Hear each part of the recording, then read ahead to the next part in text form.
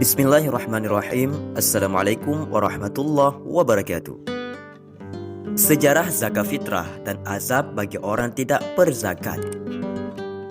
Zakat adalah salah satu rukun Islam yang wajib dilaksanakan bagi setiap muslim. Mengerikan sekali azab orang yang tak mau berzakat.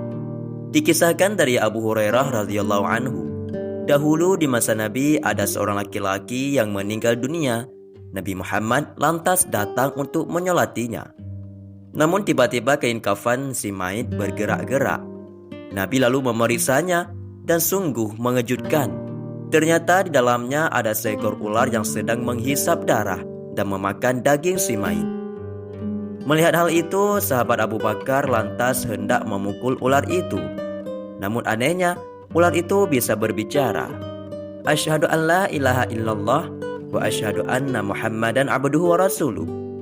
Wahai Abu Bakar, mengapa aku hendak kau pukul, padahal aku tak berdosa, dan aku diperintahkan untuk melakukan pekerjaan ini. Allah memerintahkanku mengazab orang ini sampai hari kiamat. Lalu bertanyalah Abu Bakar, apa kesalahannya? Ular menjawab, dia punya 3 kesalahan.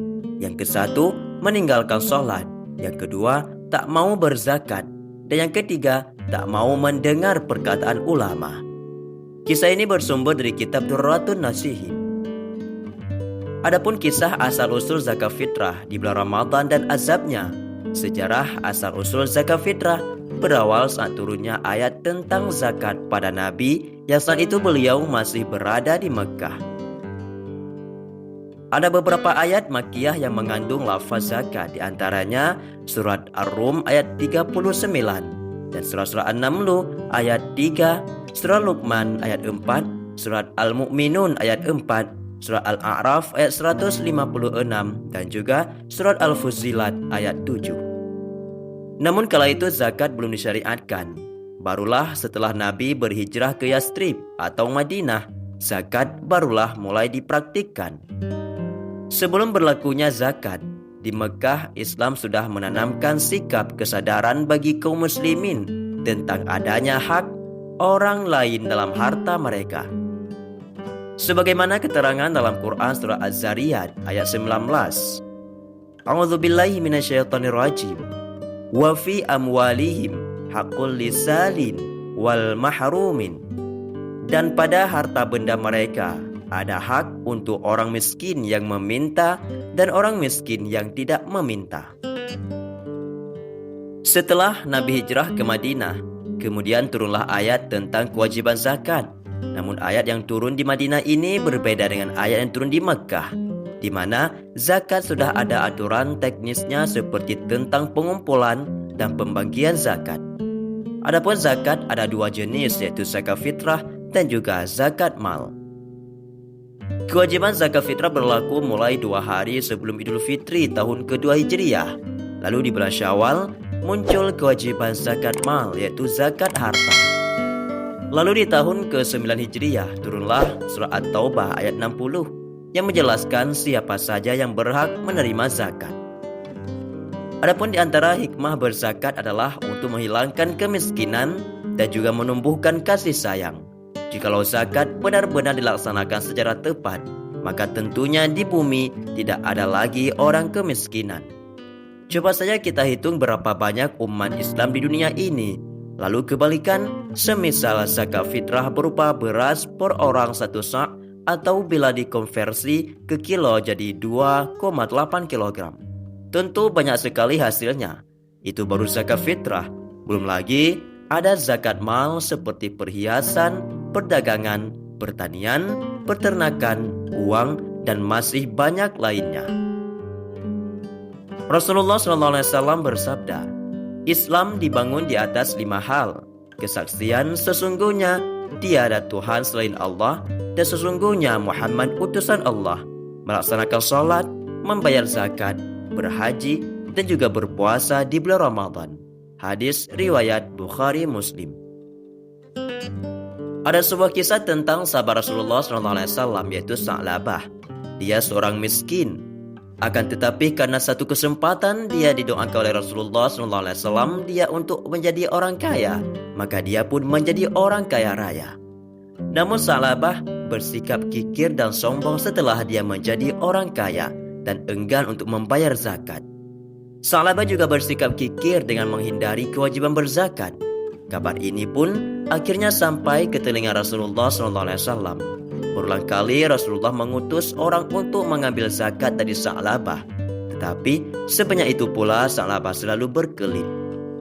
Setelah meminta hingga 3 kali dan 3 kesempatan berbeda, Rasulullah berkenan memegang janji Sa'labah. Beliau akhirnya mengamini keinginan Sa'labah dan berdoa untuknya agar Allah memberikannya rezeki dan memberkahinya.